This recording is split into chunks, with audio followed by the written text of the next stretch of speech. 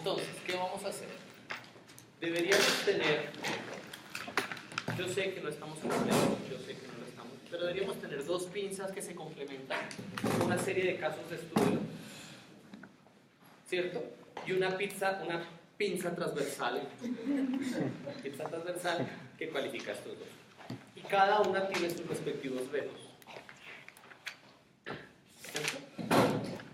Lo que vamos a hacer ahorita es, a través de una valoración que vamos a hacer, que hay que hacer, hagan de cuenta, ahorita nos toca regresar grupos porque yo sé que no nos va a dar, pero la idea era dos grupos y un representante de los transversales, y luego remezclamos la siguiente pareja cambiando de representante. Y evalúan sus casos y sus hallazgos y sus retos a partir de esto que les voy a enseñar hoy. La idea es como decir, bueno, ¿qué está pasando aquí en la séptima? Nuestro caso de estudio es como una sonda con la que sacamos una muestra del hígado de la séptima y decimos, está enferma porque pasa esto. Desde la perspectiva de derecho a la ciudad pasa esto, desde la perspectiva de desarrollo económico territorial pasa esto, desde la perspectiva de ciudadanía pasa esto, pero la presencia del otro experto y la manera en que lo integra la metodología nos ayudaría a tener un poder interpretativo más fuerte, ¿sí?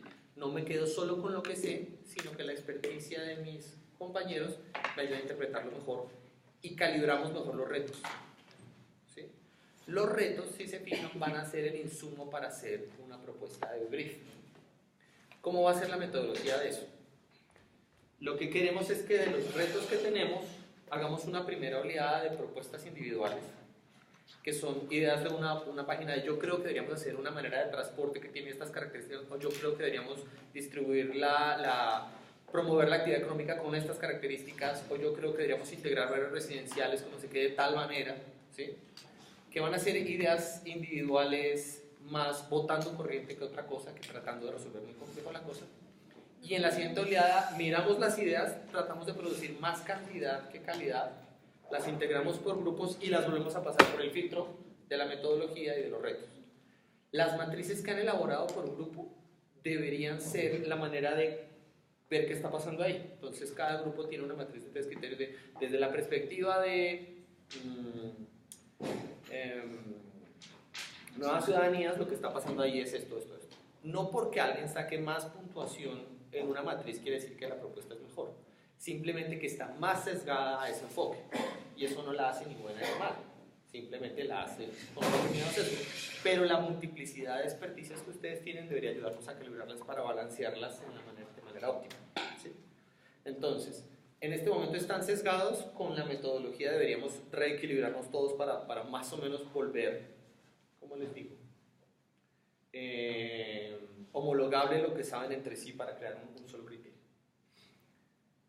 De este conjunto de ideas depuradas deberíamos sacar unos conceptos de proyecto, y puede ser una lista tan larga como queramos, y entonces ahí vamos a hacer una dinámica para escoger grupos, y dependiendo del tamaño del reto definimos también tamaños de grupo. Puede que haya un proyecto que requiera 2 personas, o puede que haya un proyecto que lo requiera a todos. Dependiendo de lo que produzcamos nos decidimos. Y entonces con esto vamos al grupo final, que va a desarrollar esa propuesta, y que todo este proceso de briefing y los manuales debería ser su investigación preliminar, ¿sí? ¿Para qué nos sirve esto? Pues para manejar una complejidad tan grande, eso lo discutimos en una clase hace un tiempito, la complejidad grande de un caso con muchas variables. ¿Bien? Entonces, esto que les voy a contar ya ha evolucionado varias iteraciones del estudio, ya no me lo sé de memoria, me toca traer copiolina. Pero explicado es relativamente sencillo.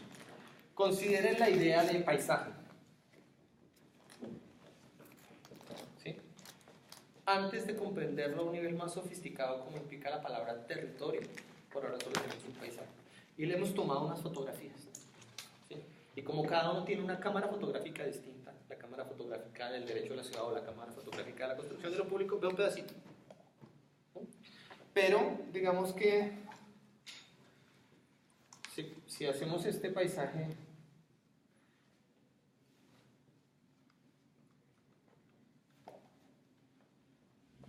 podemos rápidamente ver que hay unas presencias, unas entidades.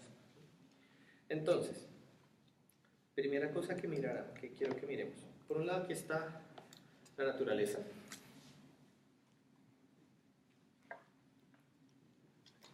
Y por aquí tenemos las prácticas sociales.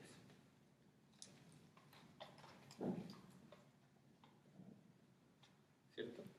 Y digamos, sabemos que esto que está aquí, o esta, digamos, aquí hay un tronco cortado con un hacha, es estas prácticas sociales transformando esta naturaleza en este mundo construido. O sea que prácticamente con estas dos variables tenemos todo. Finalmente siempre podemos interpretar estos artefactos en términos de recombinaciones de prácticas, naturaleza recombinada a través de prácticas. Entonces, si desarmamos estas prácticas, espérense que voy a editar otro color para que sea más fácil. Voy a joder el arma.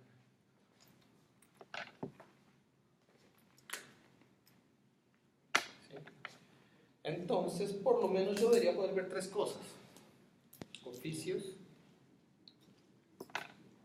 saberes,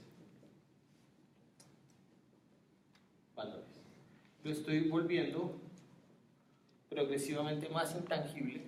Finalmente son como capas de intangibilidad que estoy leyendo en estas prácticas, ¿sí? Estas actividades que se concretan, ¿sí? Oficios o actividades, da igual para este concepto, pero esos expresan tanto unos conocimientos como unos criterios que privilegian unas decisiones sobre otras, una cierta ética.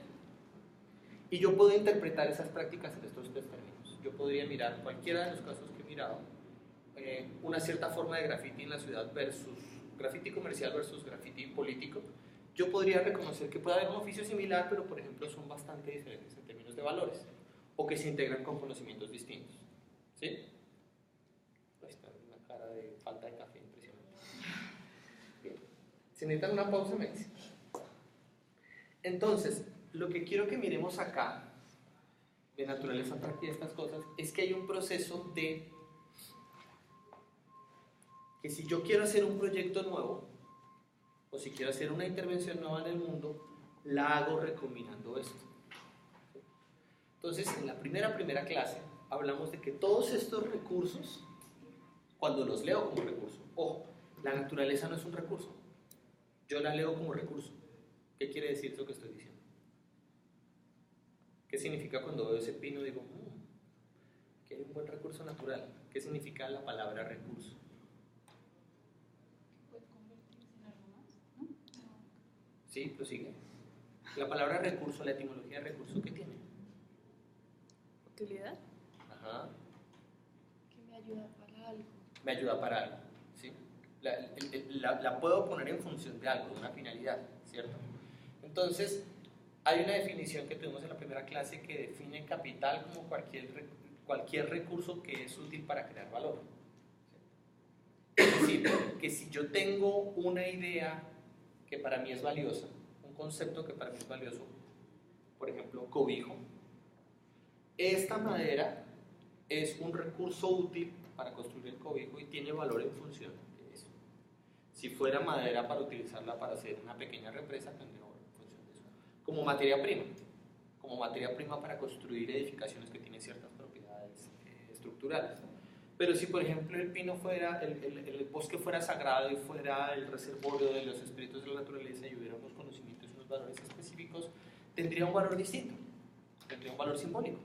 Sería, si queremos crear una ceremonia de cohesión social que nos reúne como colectivo y nosotros somos hijos del bosque, sería un recurso útil para crear un valor cultural, simbólico y social.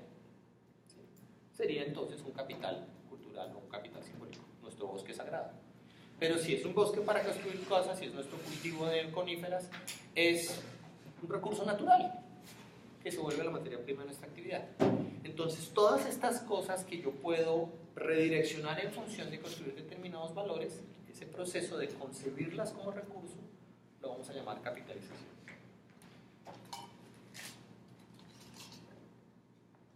¿Cierto? Que es más o menos lo que hemos estado aprendiendo todo el semestre. ¿Sí?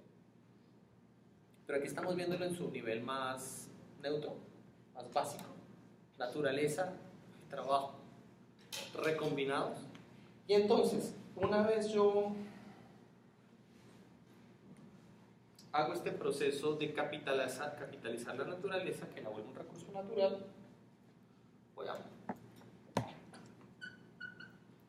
voy a usar solo la palabra recurso porque yo esta casita podría capitalizarla a su vez. Una vez ya está construida, primero la hice como cobijo, pero la vamos a volver cuarto de herramientas, o la podemos volver luego capilla. Yo puedo también recapitalizar cosas que he construido. Entonces por ahora voy a hablar de este nivel de materialidad, de mundo construido y natural, que yo capitalizo y lo convierto en recurso. Y pongamos aquí, multipliquémoslo por cómo capitalizo los oficios. Voy a usar otro término acá, un poquito más cercano a nuestra noción contemporánea, como capacidades.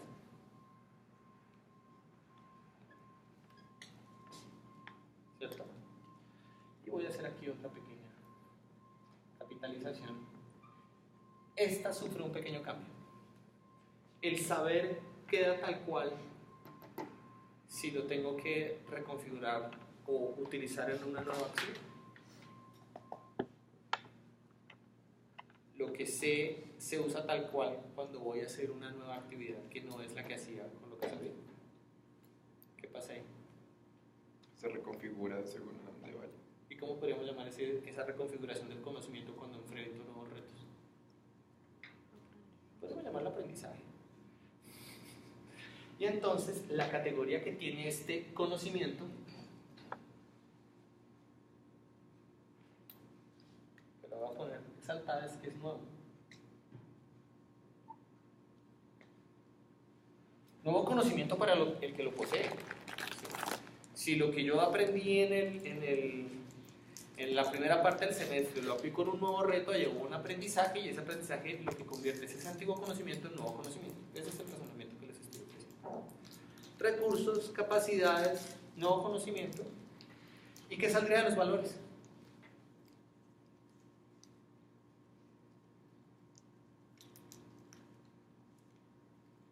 ¿Cómo inciden los valores? Digamos, este es un bosque sagrado. Yo digo, no. Como reglas o limitaciones. Reglas o limitaciones, tal cual. Entonces de ahí salen incentivos. O desincentivos. O sanciones. Reglas. ¿Sí? Prioridades que determinan lo que puedo hacer. ¿Sí? Si el bosque es sagrado, capitalizarlo para sacar leña va a ser muy jodido, va a generar conflicto. En cambio, proponer un festival de la naturaleza, de la Pachamama con el bosque, va a correr porque hay unos valores y unos incentivos. ¿Sí? Bien. No entiendo la capitalización de oficios.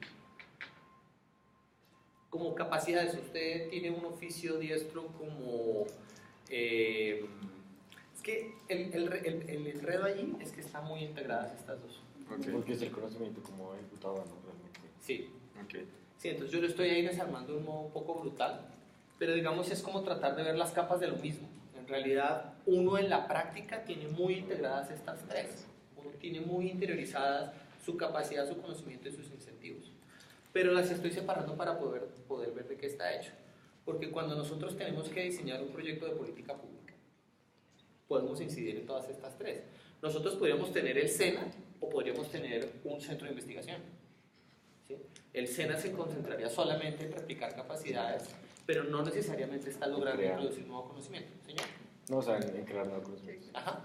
Y lo mismo en los incentivos. Yo puedo hacer un marco legal que privilegie emprender o ser empleado, y dependiendo de los incentivos, la gente tendrá más espacio para montar su propio negocio o emplearse en una empresa más grande. Entonces lo desarmo así porque cuando ya lo escalemos, si no vemos esas tres dimensiones nos va a costar sangre. Y porque típicamente hay instituciones sociales que se especializan más en cada uno. Pero al nivel de la subjetividad, al nivel del individuo singular, es muy posible que todas se vean como un mismo entramado. Bien. Entonces, cuando hago esa multiplicación, ¿qué sale? Pues esta es una bonita definición de valor. Este proceso de capitalizar e integrar recursos crea valor. Cuando hablamos de cadena de valor agregado, cuando le cobramos IVA a un producto, estamos cobrando un impuesto al proceso económico que integra. Entonces, si mira cualquier producto al que le cobren IVA, digamos un chocorramo, uno puede encontrar recursos, capacidades, nuevo conocimiento e incentivos que han estado en acción para que el chocorramo tenga un valor social que lo vemos, digamos, representado en el precio. Pero digamos otro tipo de actividades sociales, otro tipo de dinámicas sociales también las podríamos dar en este. ¿Alguien me puede leer este ejemplo, dar un ejemplo de un valor no comercial o de un proceso de creación de valor no mercantil aquí? Un partido político, un grupo religioso, un grupo comunitario. ¿Alguien me puede dar un ejemplo? Y vemos estas cosas. Pero digamos, estaba pensando en el café, ¿cuál es? Águila Roja. Que en Navidad crea y ya tiene como toda una cosa de valor de la Navidad y tiene la canción y ya todo el mundo se la sabe. Eso también es mercantil porque finalmente es para vender, pero también está creando un valor como identidad colombiana, ¿no? Sí, de acuerdo. Mi pregunta. Y en el caso de un partido político o un grupo representativo de ciudadanos, un caso de una ciudadanía, ¿alguien ve una manera de un ejemplo que podemos discutir?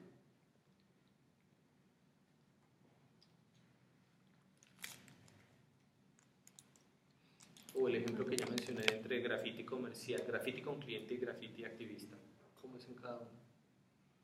Aunque sea el pedazo que ven.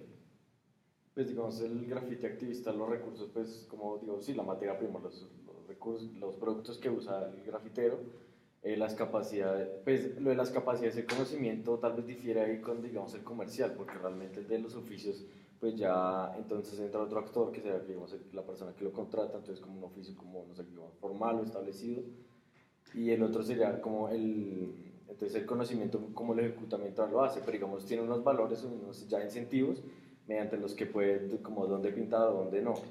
Yo creo que sería, o sea, variaría ya en los incentivos. Esa es la que uno ve más obvia, digamos, entre el incentivo de hacer el graffiti comercial, ¿cuál es? Me están pagando y me están contratando para que yo haga una pieza publicitaria.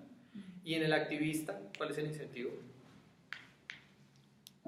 Pues el incentivo realmente, o sea, son como más que todo como Crear valores sociales. O sea, exigir reconocimiento, reclamar legitimidad, expresar una posición política libremente. ¿No? Y pues, Libertad de expresión podría ser. Pues digamos que tiene más libertad que el comercial realmente, ¿no?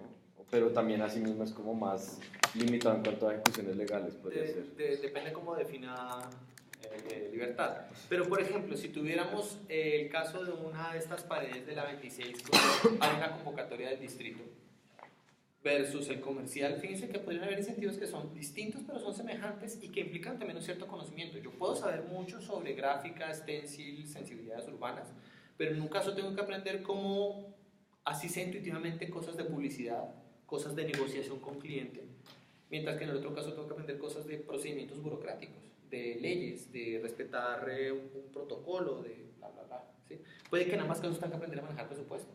¿Sí? Puede que si es un graffiti completamente comunitario de que vamos a meternos en el caño de la 30 a hacer un mensaje en pro de la paz, de todas maneras el acceso a recursos pasa por otras capacidades e incentivos distintos. Si aquí yo puedo decirle al distrito, pase la convocatoria, preste la pintura, aquí está mi presupuesto, o a mi cliente, esta es la propuesta, pague, aquí podría ser, bueno, hagamos una minga de pintura. ¿Sí? En todos los casos, fíjense que estamos jalando preexistencias previas y las estamos recombinando en una nueva configuración. ¿Sí? Y esta nueva configuración tiene un valor que le es propio, que no es el valor de las simples partes, sino de la integración que esto hace. Y el que tiene una capacidad para integrar todo y que tenga un valor distintivo es este conocimiento que por la naturaleza de lo que está haciendo es nuevo. ¿Sí? ¿Vamos bien? Listo. ¿Qué hago yo con ese valor? Supongamos que nos craneamos un súper buen negocio. Teníamos aquí una finquita café, decidimos sembrar un tipo de café que se vende muy bien en Alemania, nos conseguimos un experto en no sé qué, hicimos bien la negociación, estamos produciendo un café especial, la verdad que nos está entrando una plática. ¿Qué hago yo con ese resultado? Que en este caso es plata, un producto nuevo que está en los... esa es una opción. ¿Qué sería reinvertirla? Concretamente, si esto es aquí una finquita cafetera, y lo que estamos representando aquí es una pequeña hacienda cafetera.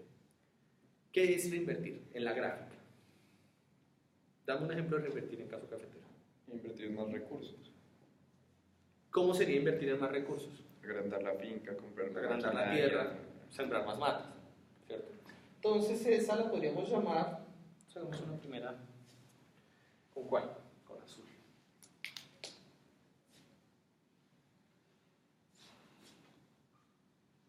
¿Cierto? Y entonces ahí podríamos tener unas palabras claves. Podríamos aprovisionar recursos o regenerar recursos. ¿Qué pasa si esto era un lote pelado y le estoy sembrando más matas y volví a salvar iba a decir el nido del agua, el manantial? Podría también dotarlo de recursos, ¿cierto? Entonces yo puedo reinvertir parte de lo que me gano en aprovisionar más recursos. ¿Puedo hacerlo en otros? ¿O solo puedo reinvertir en recursos? Pues Es en un los demás. razonamiento muy de empresario de los años Ajá. 60. ¿Señor? Es que recurso era, lo pensaba también como por capacidades tecnológicas, pero así mismo como en capacidades y conocimiento, como capacitaciones y también empleo y eso, ¿no? Sí. Esto preguntamos si se puede hacer. Entonces, yo podría, por ejemplo, capacitar, equipar. ¿Podría capacitar? Ah, bueno, no está bien ahí. Capacitar. Podría también dotar, podría equipar, digamos. ¿Y en nuevo conocimiento? ¿Yo puedo reinvertir en nuevo conocimiento? Sí. ¿Cómo? Trayendo a alguien que sepa mucho de café y quiero generar. O pagando, digamos, un impuesto cafetero al CENICAFé, que es el Centro de Investigación en Café, porque ellos están tratando de sacar una semilla que no la mate el arroyo. Ha pasado, ¿cierto? Con éxito. Entonces, investigar es una reinversión. Pero yo también podría, digamos, imagínense que aquí lo que tenemos es un restaurante y yo tengo al chef, a Ratatouille, y entonces Ratatouille se pensó una sopita que es mágica, pero entonces no puedo depender de que Ratatouille cada vez esté inspirado. Una ratica, no puedo producir. Necesito que los demás puedan hacer la receta, entonces ¿qué hago? Sistematizo, formalizo y lo vuelvo de una manera, o sea, lo salto acá, ¿cierto? Pero entonces también formalizar o validar, darle forma, ojo los que aprendieron redes de conocimiento. Codificar, formalizar como codificar y validar. De pronto yo me encontré aquí una manera de defender de las plagas el café que yo la mando al centro de investigación para que verifiquen si es generalizable. Entonces yo puedo reinvertir en todas, ¿sí? Y allá se puede hacer. Yo puedo reinvertir en los incentivos. ¿Cómo? Por ejemplo. ¿Qué más? Otras alternativas. Puedo volver socios, podemos hacer una cooperativa, podemos cambiar la manera en que distribuimos poder. Yo puedo darle ascensos, darle dinero, darle un balance de poder distinto. Pero digamos, eso se refiere más que todo como internamente, ¿no? Pero no, también no puede ser externo. Si Sí, llega, no sé. Si llega a ser muy grande, ya puede empezar a romper esquemas. Los parafiscales que usted paga por la jubilación de los empleados, porque hay un sistema de salud que los proteja si se enferman, esos son valores sociales de solidaridad, son valores sociales de invertir en la nueva generación. Es decir, puede ser el derecho a tener un sindicato. Entonces, pueden ser cosas como redistribución, inclusión, rendición de cuentas o transparencia, digamos. Es más fácil decir transparencia, más compacto. Y entonces todo lo que producimos nos lo gastamos reinvirtiendo. No, pues dependiendo de la organización. Si es sin ánimo de lucro, pues sí, pero... Ni así. Pero si somos, por ejemplo, un pozo petrolero en concesión a una multinacional, ¿Qué pasa con una cantidad importante de valor que producimos? No se queda ahí, se reinvierte, sino que se va a otros lados, se hacen diferentes cosas. Literal. Igual, también el valor se podría... Se extrae. Exacto, pero digamos, si yo encuentro un valor que nadie más ha conseguido, yo también lo puedo como buscar una forma de blindarlo, de que ya nadie más lo pueda hacer. Ya también estaría reinvirtiendo en el mismo valor. Ese sería crear nuevos incentivos. Crear un monopolio, un oligopolio o una barrera de propiedad intelectual es un incentivo. Si yo gasté un esfuerzo grande inventando este nuevo producto, la legislación de propiedad intelectual crea el incentivo para yo haber asumido el riesgo de crearlo y recuperar los costos de inversión de producirlo. Ahí está claramente una inversión, un incentivo en acción. ¿Puede haber un negocio completamente extractivo? Denme un ejemplo. ¿Ah? Una pirámide. Es completamente extractivo. La pesca en aguas internacionales, la pesca completamente descontrolada en aguas internacionales es absolutamente extractiva. Nos vamos con el bote y cogemos atún y delfines y tortugas bebé y plástico y hago capitalización pura y dura y todo eso es para mí y puedo no reinvertir absolutamente nada, de pronto en mantener el barco un poquito, pero es una reinversión al mínimo, ¿sí? ¿No hay algún ejemplo de esos que no sea ilegal? O sea, que sea algo... Pero digamos puede haber una concesión minera que que sea predominantemente extractiva, radicalmente extractiva. Yo podría hacer una agricultura muy fuertemente extractiva. Claro, al final mato la parcela, pero lo puedo hacer. Y no es ilegal. Yo puedo talar pedazos del Amazonas, soy el dueño de ese pedazo. Y además normalmente se reinvierte buscando el beneficio propio, o sea, de la misma empresa y no del entorno en que se está. Exacto. O sea, yo no reinvierto. De hecho, una que lleva duro ahí ¿cómo se dice? Lleva del bulto, la naturaleza, perdón, estoy chapeando un carajo. Pero consideren, por ejemplo, el modelo con los pingüinos de Bonais. ¿Cómo es el modelo de negocio ahí? ¿Lo saben? Es ilegal vender en las calles. Bueno, es otro ejemplo ilegal. Pero, ¿cómo es el modelo de negocio? Es ilegal vender en las calles, entonces ¿cómo lo hacen? Están informados, tienen el pingüino, venden monas. ¿No saben? Se lo venden a un centro de acopio. Y dicen, yo se lo vendí a ese señor. Como tienen ellos logo y uniforme, libertad de expresión. Así de mal. Y entonces, ¿qué relación tienen ellos con el mercado que surten, con la clase trabajadora que soporta toda esa línea de negocio? Pues ninguna. Entonces, simplemente de la sed de la gente y de la necesidad de subsistencia de esos trabajadores informales se extraen tranquilamente. Yo creo que un número importante de ventas de su productivo. Y es eminentemente extractivo. Esa pregunta sobre ¿hay alguno que no sea ilegal? Es interesante mirarla. Consideremos, por ejemplo, el TLC con México y una maquila de blue jeans en el norte de México. No es estrictamente ilegal, pero ¿cómo es la dinámica de la maquila? Yo pongo un galpón. Es más, supongamos que este territorio es el norte de México. Yo podría traer casi todo. Yo puedo traer recursos desde afuera. Sí, yo puedo importar recursos. Ojo que se nos va a poner favorito importar. ¿Puedo importar capacidades? Sí, claro, también. Eso es lo que hace la máquina, justamente. ¿Y eso cómo se llamaría? Instalar. Yo podría importar conocimiento.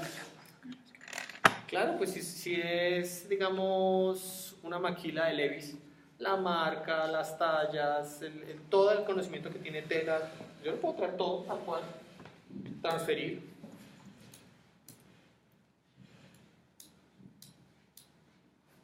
¿Y incentivos puedo hacerlo? ¿Yo puedo traer un marco legal externo e instalarlo? Claro.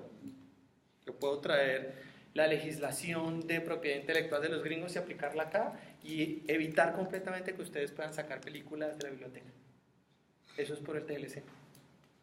Por el Acuerdo de Libre Comercio ustedes no pueden sacar películas de la biblioteca. Ahí está en acción. Entonces yo puedo introducir. Ojo que estamos dando ejemplos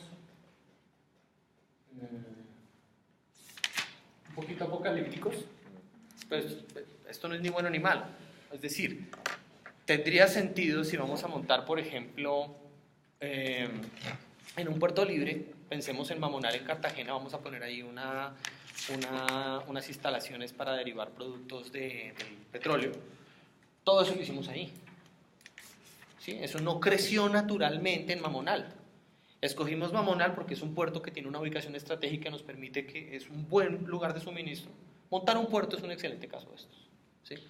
Aún si tenía históricamente unas capacidades como puerto, porque era el puerto principal de la Nueva Granada en su momento, ninguna de esas duró lo bastante o se transfirió como para ponerse en la Mamonal. Tocó volverlas a hacer de ceros. Entonces tocó importar maquinaria, equipos, instalar todo tipo de capacidades para procesar derivados del petróleo, transferir un montón de conocimiento de ingeniería de petróleos, introducir unas reglas para que las exportaciones y las importaciones funcionaran, y no tiene por qué ser malo, ni por qué ser bueno, es lo que es. ¿Sí? Y en algunos casos pueden integrarse. Yo podría tener, digamos, una comunidad de tejedores en Cucunubá y puedo introducir nuevo conocimiento sobre genética de ovejas, para que las ovejas tengan una lana más suave, o sobre técnicas de tejido para que también puedan hacer macramé, porque no es tradicional de ahí, pero tienen el oficio, e integra divino, y entonces vamos a aprender macramé porque eso nos da mejor acceso a otros mercados. Entonces, yo puedo extraer todo, pero parte de esa reinversión puede ser también ganancias, ¿no? Ingresos. Exportamos petróleo, exportamos derivados, ¿cómo es que se llama en términos técnicos el petróleo? Iba a decir los carbohidratos, pero ¿cuál es el equivalente? Los hidrocarburos. Eso. Casi lo mismo. Yo aquí tengo el cracking de los hidrocarburos. Pero yo podría tener unos ingresos por ahí. Ojo, todos son o ganancias o reinversión. Si yo tengo un negocito, todo es ganancia pura y dura, ¿o qué hago yo con parte de esa ganancia? ¿Me la como o no? Entonces yo puedo tener aquí una parte de eso. ¿Qué la podemos llamar consumo?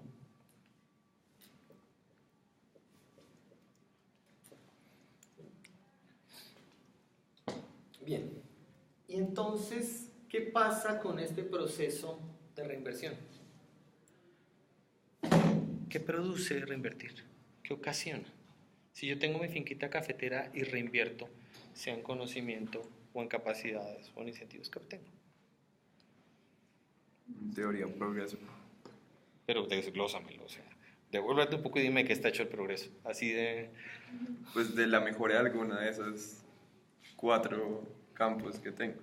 Subo capacidades, subo conocimiento. Pero la pregunta que es chévere es que el primer razonamiento es que evidentemente yo mejoro la productividad.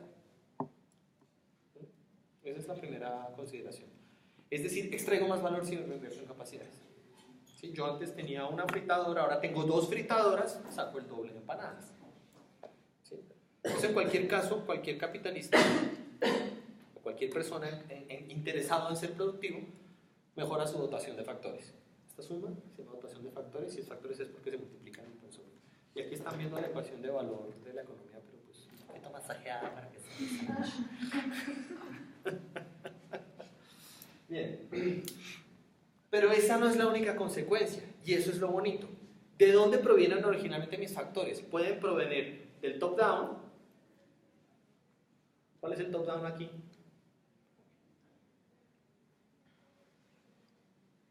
El Estado, no sé. Importar, instalar. O sea, si nuestra unidad de análisis es este paisaje y yo le introduzco cosas que tienen, ese top-down, ¿qué características tiene? Pues que es exógeno, es decir, son factores ajenos a este sistema, ¿sí? Y que es deslocalizado. ¿Qué significa eso? ¿Se ha aplicado como generalmente? No, casi, pero no. Que no está en solo Póngale la lugar, clave de que puede localización. venir Es decir, muchos- si yo puedo traer conocimiento sobre cómo hacer cracking de petróleo en el hidrocarburo, ¿cómo debe ser la naturaleza de ese conocimiento? Pues aplicable a varias partes. Exacto. Tiene que ser móvil. Tiene que estar codificada al punto que yo me la saco de Arabia Saudí y me corre en Venezuela o me corre en Colombia. Punto. Si no, no puedo. Pero además, si vamos a transferir ese conocimiento, eso no lo puedo transferir seco, redes de conocimiento, ilústreme. Yo llego aquí con el libro de hidrocarburos. ¿Qué necesito para ponerlo en acción?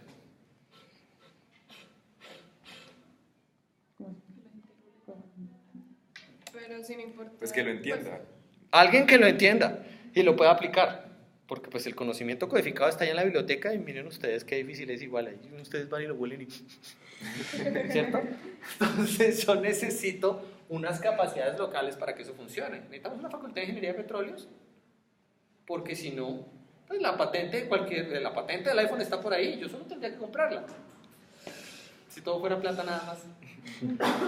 Pero tener quien pueda hacerlo. ¿Sí? ¿Por qué Intel no? Sí, Intel tiene un centro de desarrollo de chips en Bangalore, en India. Más barata la mano de obra. Y lo Sí, pudieron claro, replicar una allá. mano de obra barata, pues no importa que sea ingeniero o no. Pues, podría poner una en Norte de México y otra en TTV. Baratísima, es más barata. Yo le consigo gente más barata acá. Pero ¿qué problema tienen? ¿Cómo así? ¿Qué problema? O sea, yo puedo pedirle al mono que me diseñe un chip. Es más barato con hindú. No, No puedo. pero ya aprendieron a hacerlo. ¿Sí? ¿Cómo y por qué? ¿Está El sistema educativo de los ingleses durante la colonia inglesa en India quedó instalado en un par de sitios. Y es un sistema universitario que, como verán en todos los rankings, es muy respetable. Y entonces el gobierno hindú tuvo en su momento la buena idea de seguir financiándolo, a pesar de que todo el mundo le decía: usted está produciendo un montón de ingenieros que se van a trabajar a Silicon Valley, which is true, como Apu. Apu, ¿se acuerdan que es ingeniero de sistemas? Sí. No es jodiendo, porque estudió allá ingeniería de sistemas, son excelentes, pero a precio de huevo. Muchos se fueron a Silicon Valley, pero muchos volvieron. ¿Cómo se llama el sitio? Bangalore. Creo. Puede ser un dato biográfico de Apu. Bueno, pero en términos generales es cierto. ¿Cómo lo hizo Costa Rica? ¿Ya se les fueron? A punta de puros incentivos. ¿Sí? Tal vez les conté en esta clase, creo que sí, que cuando hubo la tragedia del Río Páez, que hubo este desbordamiento, cambiaron el marco legal y dijeron: vamos a poner zonas francas aquí en el Cauca para que salgan las empresas. Alpina fue, se instaló, se acabó el marco legal, se fue. Mientras que, ¿por qué Alpina está en Sopó? ¿Qué tiene? Hagan la ecuación de esto de Alpina. Es más barato que acá.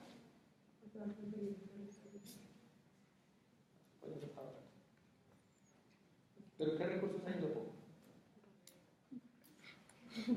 Ah, Vacas. claro, claro.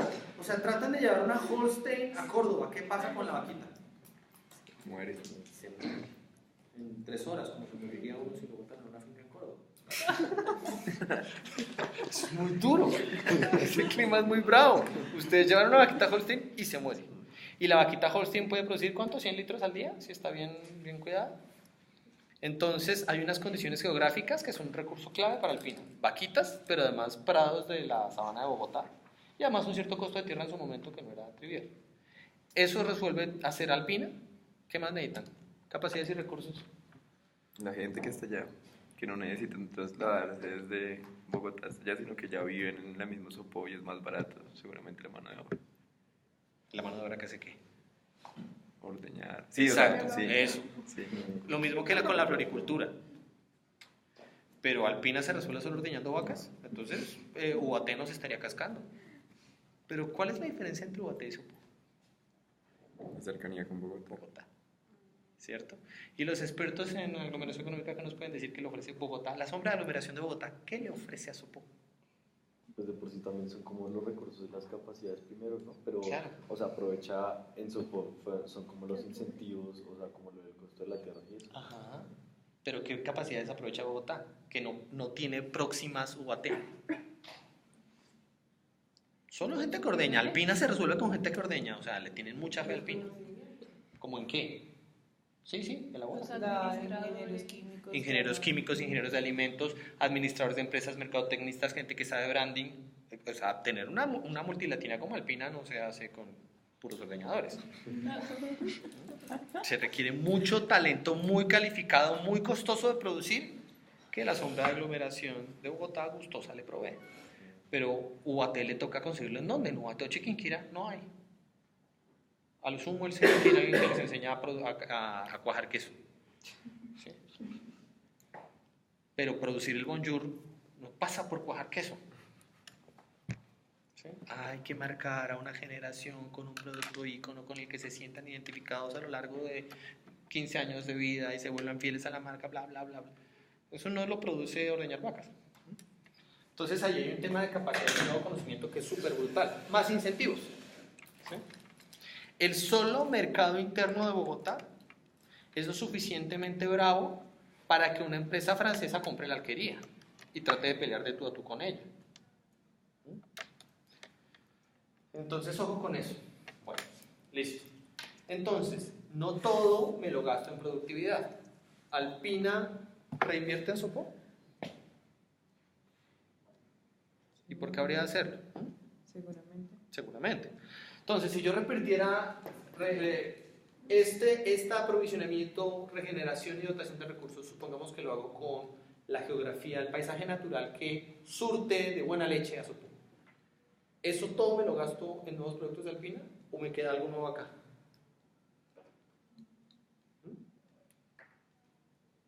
¿Cómo así? No, pues todo eso va ¿Esta quedando. fecha existe? Sí. En algunos casos sí, en algunos casos no. Es decir, lo que hizo Alpina en el Río Páez, ya no. Hay un edificio vacío. Ok. Una maquila, justamente su gracia es que viene, extrae valor del trabajo asalariado de bajo costo y se va con todo.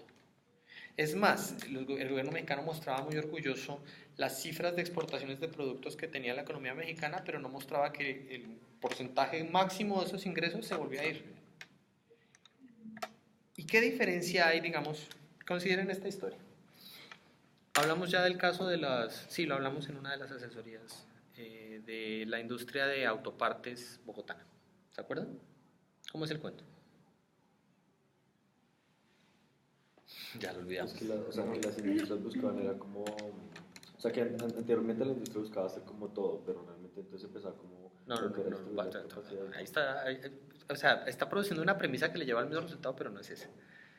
No producían todo. ¿Qué tenemos en Bogotá, en Colombia? Ensambladoras. Entonces no producen todo. Traían Lo materiales contrario, para ensamblar traían la todo. roca, que era Y no más materiales, barato. los componentes. Los componentes. Sí, ni siquiera que era que traíamos lingotes de acero. Traíamos todos los componentes listos para armar, porque son más fáciles de apilar desarmados y armábamos acá. Son ensambladoras. ¿Sí? ¿Por qué ensamblábamos? ¿Por qué ensamblábamos?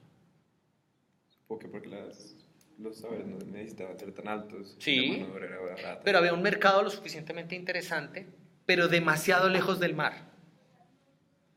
¿Sí? Esta triste tierra bogotana está demasiado lejos de todo. ¿Sí? Por eso todos tenemos sangre consanguínea y rabo de marrano, porque somos puros matrimonios entre primos. Es terrible. Bueno, en realidad eso es Medellín. Pero el punto es que hay demasiado aislamiento geográfico. Demasiado. ¿Sí? Acuérdense de esta cifra. Es más costoso mandar el container a Buenaventura que de Buenaventura a China. Eso ya les dice todo. ¿Sí? Entonces, hay un mercado interno sustancioso, hay un poder de compra que podía comprar carros, es una ciudad capital, un país en vías de desarrollo, pero una ciudad capital. Entonces tocaba surtir el mercado con carros. Había cómo, había quien lo fuera a comprar, ¿cierto?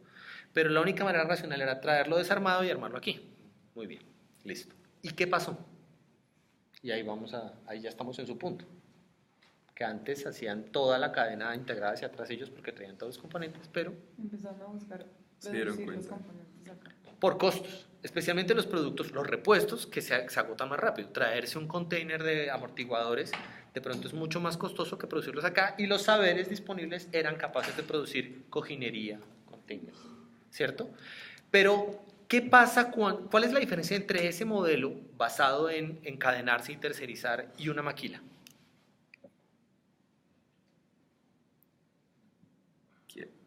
Mientras que el que se terceriza sí genera como un valor agregado dentro del entorno ¿Cómo? que está. ¿Cómo? Con saberes que se quedan bien o no, porque los ¿Cómo? saberes Sí, se sí. quedan acá. ¿Cómo se quedan los saberes? Yo sé que lo saben, pero digámoslo explícitamente. ¿Cómo se queda el saber? ¿Cómo se queda en ese caso y cómo no se queda en el caso de la maquila? Porque se van los... Sí, pero ¿cómo se queda? Pues digamos que la maquila se encarga, lo mismo, como que se encarga como de encapsular todo un poco y, bueno, ejecuta y se va, pero con todo. Pero en cambio lo de la tercerización es como que capacita o Sí. educa generalmente y no todo lo que capacita de lo que se va a quedar, sino que eso expande también No. como en el área. Digamos, están diciendo lo que pasa, pero el análisis argumentativo todavía es un poquito limitado. Entonces, lo primero que sí es acertado es esto que llamó encapsular.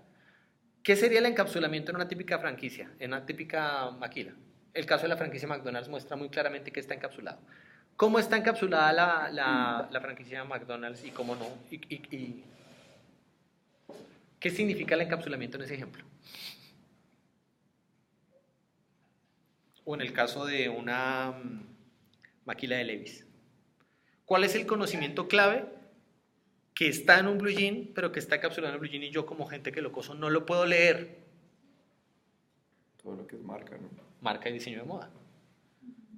A mí me dan un molde, yo lo corto, lo coso siguiendo las instrucciones y eso no me enseña nada de moda.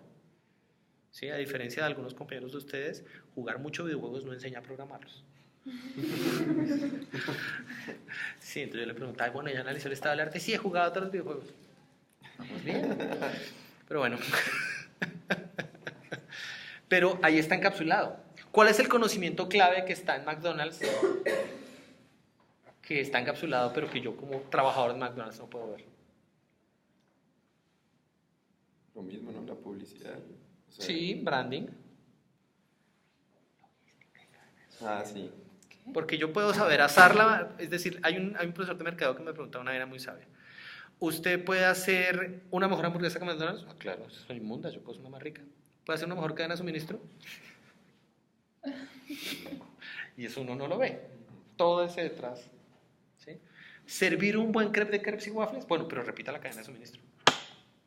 Haga el branding. Y eso está allí. ¿Está presente o no? Pero está encapsulado. Entonces, en el caso de las maquilas es muy claro que todo está encapsulado.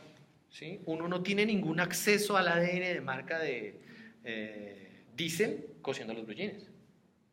Por eso no ha aparecido una Diesel en Medellín desde los maquiladores. Se necesita un diseñador de moda que sea capaz de revisar ciertas cosas, pero le falta un experto en mercadeo, pero le falta un experto en propiedad intelectual, pero le falta un experto en estrategia. Bueno, no, los países sí tienen con qué completar eso, pero digamos, no, hasta hace muy poquito tenemos ese tipo de capacidades. ¿Sí? Haciendo una reversa como Anio Cruz uno se da cuenta todo lo que hace falta, a pesar de que haya un talento desaforado en ciertas de las características. Son desaforados diseñando, muy buen talento, pero de pronto en modelo de negocio y en estrategia, pues no, pues son un par de aficionados. ¿Cuántos saberes necesito para hacer una cosa competitiva? Pero entonces, la maquila tiene todo empaquetado y no queda nada. Ese proceso mediante el cual yo tengo que transferirle conocimiento a un tercero y el conocimiento lo puede aplicar a otra cosa, se llama spillover en la literatura técnica. Si alguno tuvo la gentileza de leerse el texto, el puro al inicial, el de Desrochers, que hablaba de Jane Jacobs y que si es mejor una ciudad diversa que una ciudad especializada, solo habla de eso. Lo tenían desde la clase 1. Pero lo que hace a una ciudad floreciente son, por un lado, un montón de cosas que estamos instalando, pero la otra clave es el spillover. Entonces miremos cómo se llama. Entonces, esa bajada enriquece nuestro patrimonio natural. Es el nombre de una ONG, pero viene bien aquí al caso.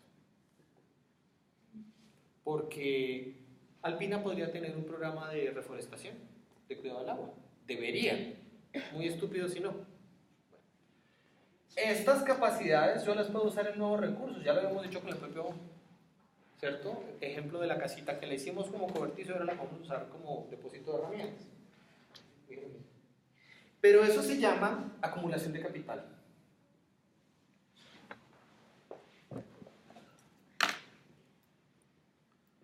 Una vez construir las autopistas, ya no tengo que volver a construirlas, sino cuidarlas. Es mucho más barato cuidarlas que volver a hacerlas. Una vez puse red de datos, una vez puse sistema eléctrico integrado, una vez puse un puerto. Un puerto es una de las mejores capacidades instaladas que tenemos. Y el caso que alguna vez les dije en una reunión, en una asesoría del sushi, es que si la cadena de frío de las flores ya nos hizo una cadena de frío perfecta, pues traemos sushi. Pero no la debemos instalar por el sushi, no hubiera dado. Entonces, las ciudades se aglomeran es porque empieza la gente a recombinar y a reaprovechar esta dotación de capacidad. Esto,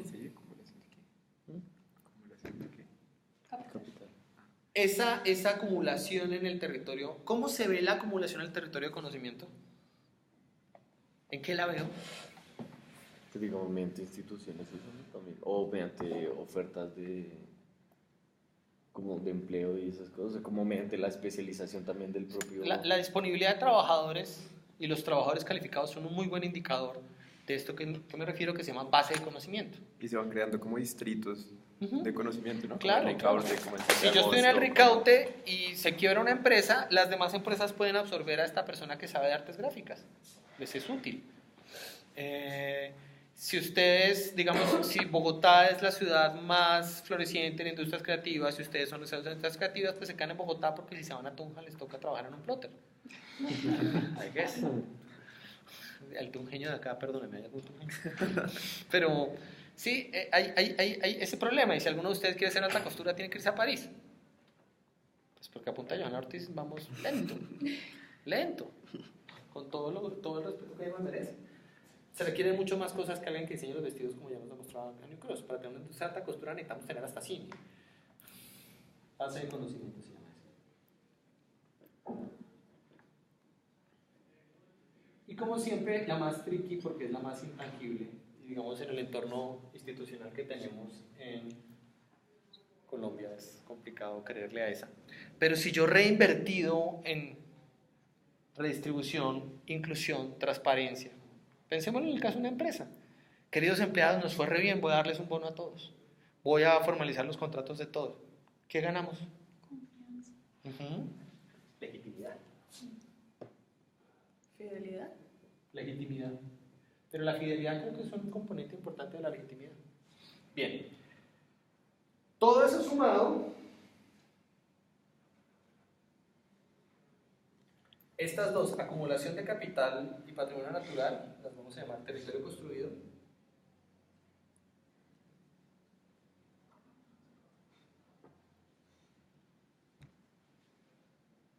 Estas de base de conocimientos y legitimidad las vamos a llamar instituciones.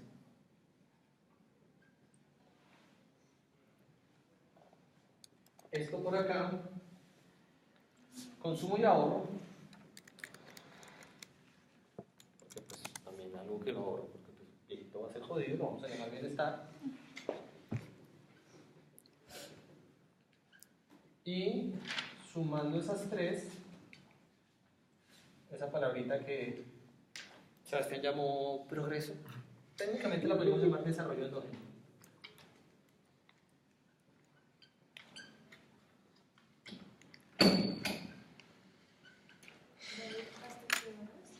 No, pues ya acabé, pero... Entonces, ¿por qué endógeno? Ah, porque aquí está, lo mencioné, el bottom-up.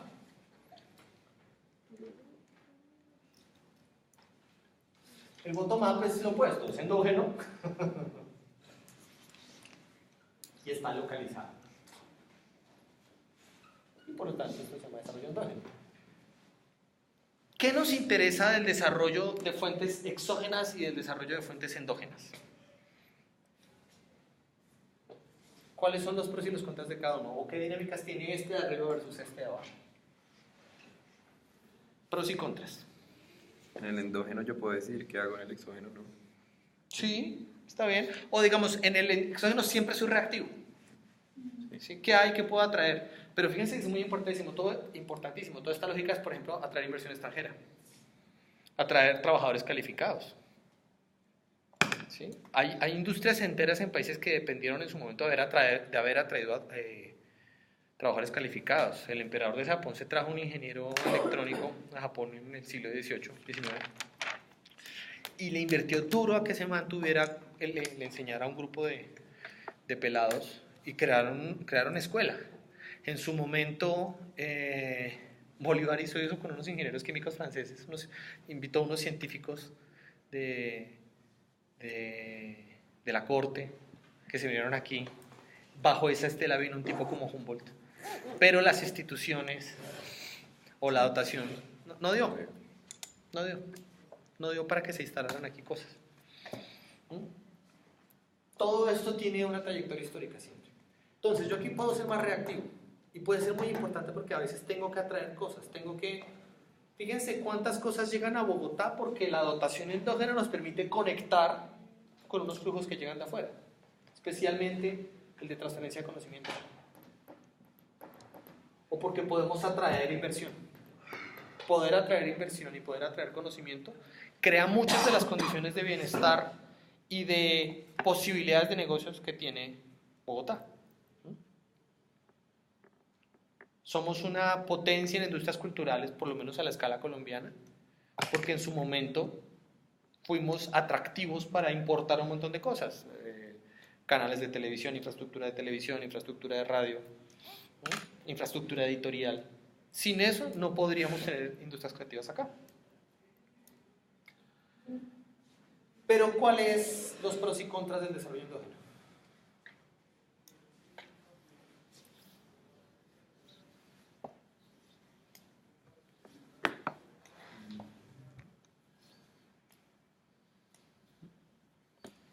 En una crisis global petrolera, ¿cómo le va, por ejemplo, al Meta y cómo le va a Bogotá? Ya está pasando. ¿Cómo le va a Barranca Bermeja? ¿Cómo está Barranca Bermeja ahorita? Muy mal. Barranca Bermeja hizo cuentas súper alegres con el incremento del precio petrolero y el que se iba a sostener en esa cota. Y más o menos lo que le pasó, lo que le está pasando a Venezuela. Porque además se gastaron todos sus ahorros en crear unas nuevas capacidades para seguir dependiendo de ese factor externo, el precio del petróleo, que no está para nada en dinámicas de control. Y en este momento está quebrada y puede haber un incendio social de unas dimensiones atroces. O piensen en los departamentos petroleros típicos, tipo Meta, tipo Arauca, y entra plata, y entra, digamos, consumo y ahorro. No sé si ahorro, pero consumo entra en cantidades. Hagamos nuestra piscina de olas, Pero ¿qué pasa? ¿Cómo son las instituciones de allá? ¿Cómo es la base de conocimiento? ¿Cómo son las capacidades que han logrado instalar? Aparte de extraer petróleo. Mientras que el golpe de la industria petrolera ha sido igualmente, o sea, el descenso de las cuentas petroleras es igualito en Bogotá, pero honestamente lo sentimos mucho menos. ¿Por qué lo sentimos mucho menos?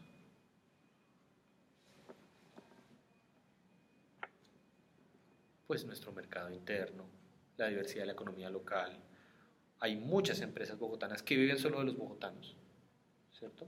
Y los bogotanos, pues, la complejidad de nuestra economía crea empleo, consumo, y el sistema más o menos corre solo, más o menos. O sea, igual no somos completamente independientes de factores externos, pero además, ojo, ¿qué tan diversa es la economía bogotana versus qué tan diversa es la economía de Barranca?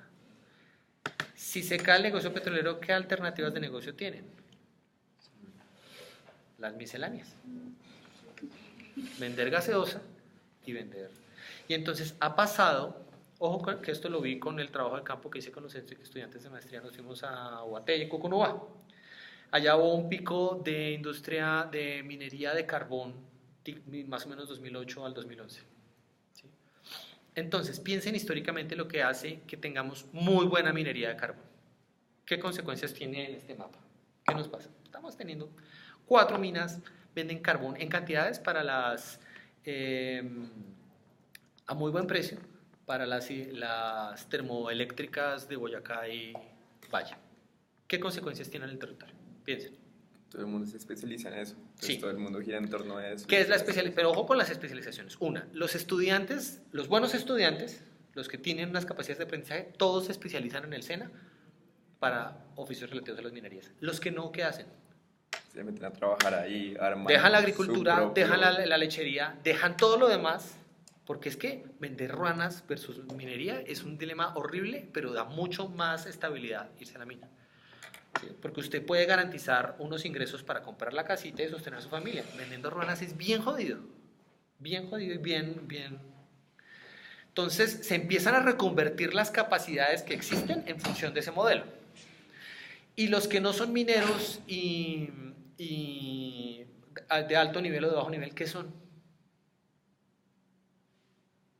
Pues esta gente está ganando plata, yo les vendo cosas. Les vendo gaseosas a 11.000 pesos, les vendo minutos de celular, les vendo celulares, pero ojo que el comercio es una actividad que realmente crea muy poquitas capacidades porque es un intermediario. Entonces se llenó de comercio, se fue al carajo la minería y toda la diversidad territorial se perdió. No había con qué reaccionar y aprovechar otras estructuras. ¿Sí? La diversidad económica de Bogotá es una de sus fortalezas más fundamentales. Somos fuertes, por ejemplo, en servicios de salud. Somos fuertes en autopartes. Somos fuertes en industria editorial. Somos fuertes en entretenimiento. De hecho, tenemos poca dependencia del petróleo. Ni siquiera tenemos las facultades más importantes de minería. Entonces, el golpe petrolero pues disminuye las capacidades de inversión en otras cosas, el acceso a plata, pero la diversidad económica puede aprovechar otras oportunidades, puede repensarse a sí misma más fácilmente. Ustedes pueden pensar aquí 50 ideas de empresas, mientras que si se van a una ciudad mucho más pequeña se les ocurren 3 dependiendo de lo que haya a la mano. ¿Sí? Entonces aquí pueden poner desde una empresa de animación hasta una de moda. Y de pronto ya les toca montar una de comercio. Bien. Entonces,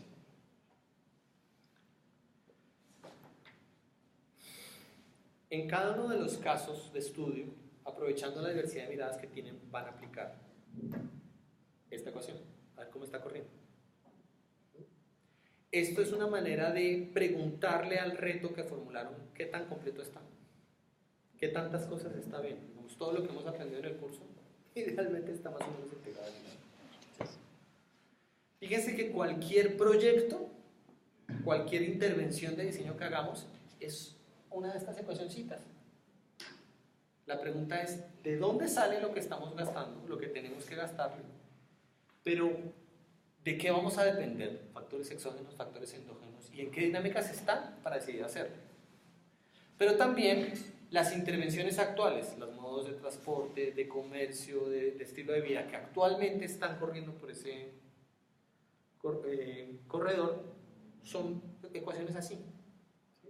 Entonces uno podría decir, bueno, este comité de defensa de la séptima se respeta, cualquiera de esos, ¿cómo está hecho y por qué está integrado? ¿Y por qué lo está haciendo?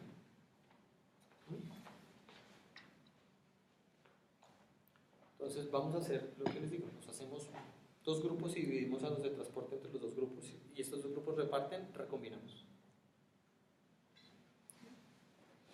Entendido. Sí. En cada grupo tiene que haber pues como uno de cada uno, ¿no? Tenemos dos parejas de grupos, pero es que creo que hay un grupo, no hay nadie de ciudadanía, ¿no? Entonces hay que desarmar alguno de los grupos grandes. ¿Cuál es el grupo más grande de los...? Creo que todos son iguales. ¿Todos O son sea, de hay 3? uno de 2 y los otros de 3. Pues algún grupo de 3 desármese. Hay 2 de 2 y 2 de 3. Sí. Hay 2 de 2. Hay 2 de 2. Hay 2 de 2 y 3 de 3. Bueno, los 2 de 3, manden a alguien a la mesa de los 2 de 2. Reúnanse los 2 de 2 y manden los de 3 un par. Okay. Sí, hasta nos quedamos acá. Y casi todos tienen que hablar con todos y contarse sus casos.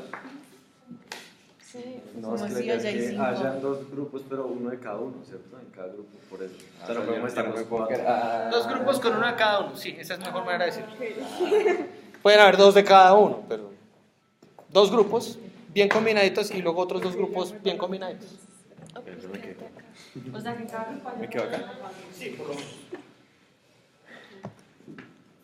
Ah, pero te repetimos. Sí, pues el otro tiene que repetir que haya 2 o 1. Entonces, lo que es cierto es que entre lo que nos queda de clase y un espacio de reunión que van a establecer, ¿sí? No tienen que ser 2 grupos, pero vamos a armar 3 grupos un poquito más grandes. Compartan todo lo que tienen. Sería bueno pasar esto a limpio para llevárselo. O podríamos sacarle una foto a esto ya mismo y mandárselo.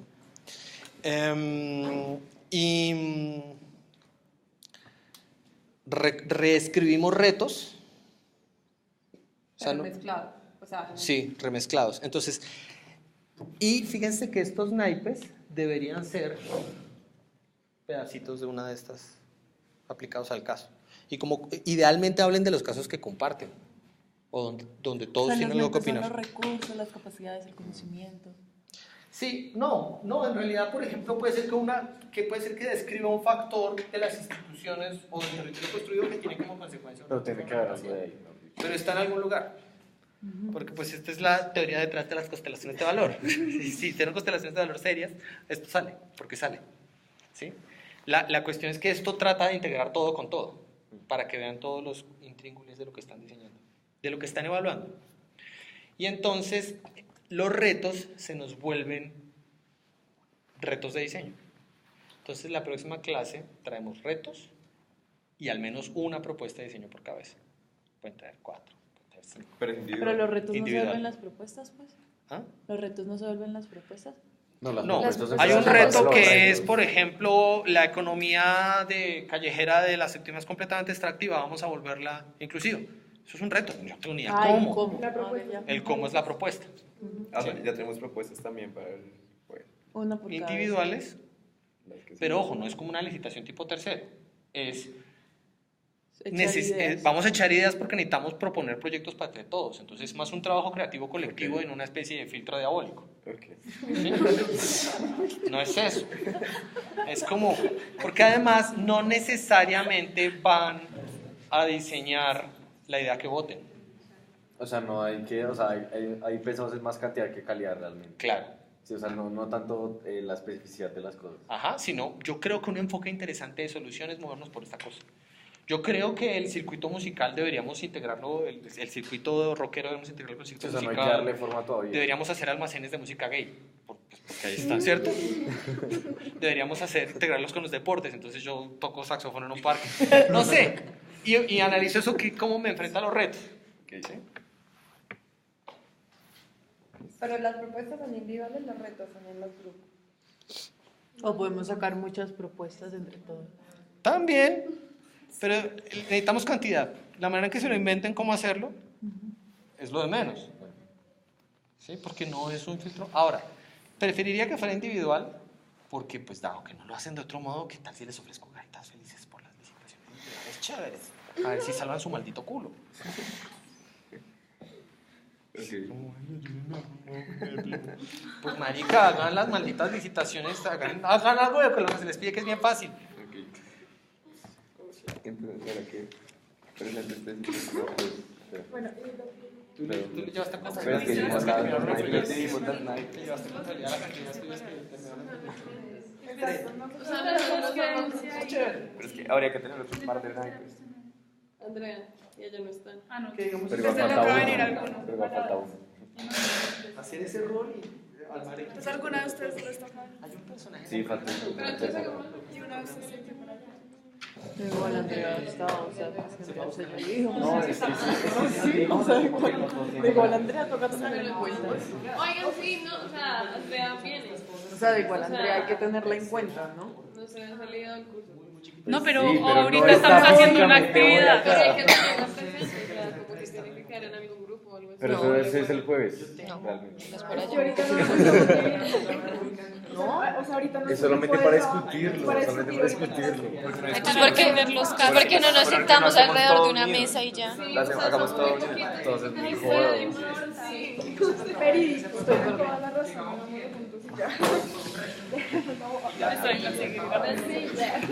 Ah, ¿en serio? Estaba como... Estás discutiendo los retos. Mira, vale. Mira la máquina que Traducida